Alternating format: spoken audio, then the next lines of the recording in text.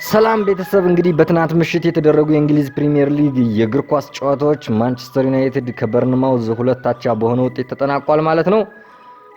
የጨዋታውን ሃይላይት እንግዲህ ስክሪን ላይ እንደምትመለከቱት ለቀንላችኋል ማለት ነው።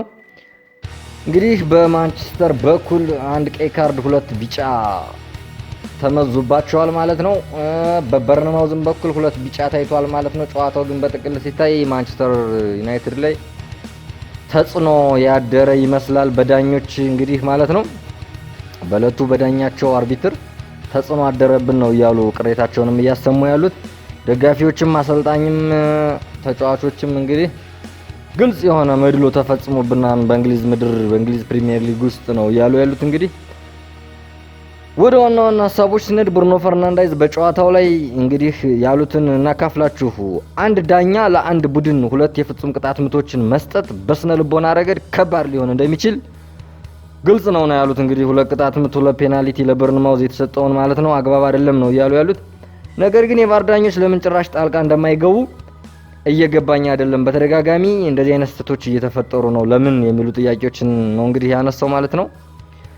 ማይክልም እንግዲህ ጠንከር ያሉ ትችቶችን ሰንዝሯል ማለት ነው። ሌላ የፍጹም ቅጣት ምት ሊሰጠን ይገባ ነበር። ሁኔታው ከሞላ ጎደል አንድ አይነት ነበር።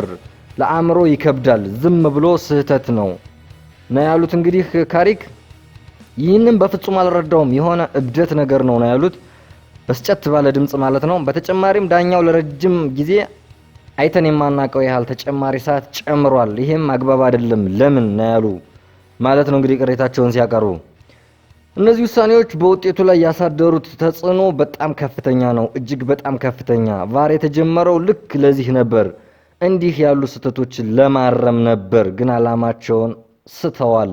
ለዚህም አገልግሎት አልዋሉም። ቫር ምንድነው ጥቅሙ? ይሄን ካላየ ነው ብሎ በትናንትናው ጨዋታ በጣም መረርና በስጨት ብለው የተናገሩት ማለት ነው።